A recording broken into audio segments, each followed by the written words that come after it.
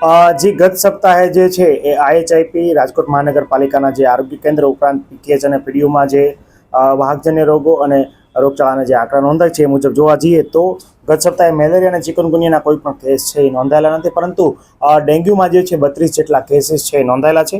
આ ઉપરાંત શરદી ઉધરસ અને તાવના જે છે વાત કરીએ તો 1800 જેટલા કેસીસ છે નોંધાયેલા છે।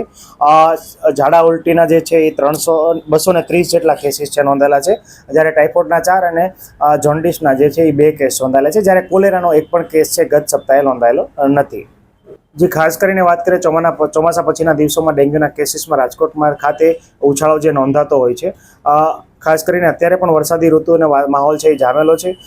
ખાસ કરીને જે એડિસ ઇજિપ્તી મચ્છર જે છે પોતાના ઈંડા છે એ ભેજવાળી સરફેસ છે ત્યાં સપોર્ટ મળે તે રીતે મૂકતા હોય છે, અને એમાંથી 14 થી 21 દિવસની અંદર જે છે એડલ્ટ મોસ્કીટો જે છે એ બનવાની શક્યતા છે રહેલી હોય છે। આ ઉપરાંત કોઈ એડિસ ઇજિપ્તી નામનું જે મચ્છર જે છે એમાં જોવા જઈએ તો વાયરસનું ટ્રાન્સમિશન છે એ પોતાના ઈંડા મારફતે પણ થતું જોવા મળે છે, અને એના જ કારણે કોઈ તમને જો એડલ્ટ મચ્છર કરડે અને એની અંદર ડેન્ગ્યુનો વાયરસ હોય તો એની પછીની જે પેઢી છે એમાં પણ ડેન્ગ્યુનો વાયરસ આવવાની શક્યતા છે, ને એ રીતેનો ફેલાવો છે વ્યાપક રીતે થતો જોવા મળે છે।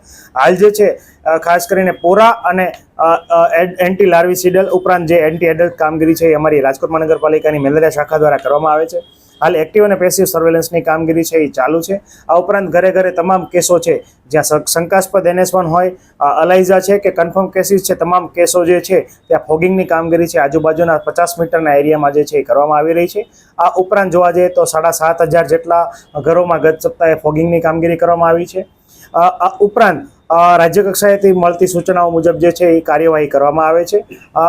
દંડની કાર્યવાહી પણ જે છે એ દંડ અને આસામીને નોટિસ આપવાની કાર્યવાહી પણ છે એ રાજકોટ મહાનગરપાલિકાની મેલેરિયા શાખા દ્વારા કરવામાં આવે છે। ગત સપ્તાહે 69,000 જેટલી માતબર રકમનો જે દંડ જે છે એ પણ વસૂલ કરવામાં આવ્યો હતો, અને આગામી દિવસોમાં આ દંડની કાર્યવાહી હજી સ્ટ્રીક કરવાની છે એ જોગવાઈ કરવામાં આવેલ છે। આ ઉપરાંત જોવા જઈએ તો જેટલી કન્સ્ટ્રક્શન સાઇટો જે છે એને સીલ કરવાની કાર્યવાહી પણ જો ત્યાં પોરા અથવા એડલ્ટ મોસ્કીટો મળશે તો ત્યાં પણ આગામી દિવસોમાં આ કાર્યવાહી છે કરવામાં આવશે। આ ઉપરાંત જે સ્વચ્છતા હી સેવા જે છે પખવાડા અંતર્ગત ખાસ કરીને જ્યાં આર્ટિફિશિયલ પાણીનો ભરાવો થાય છે ત્યાં ઓઇલ બોલ નાખવાની કામગીરી, અગાસીઓ જે છે જે બંધ મકાનની અગાસીઓ છે ત્યાં પણ જો પાણીનો ભરાવ હોય તો ત્યાં ઓઇલ બોલ નાખવાની કામગીરી છે અમારા મેલેરિયા વર્કર દ્વારા હાલ જે છે કરવામાં આવી રહી છે।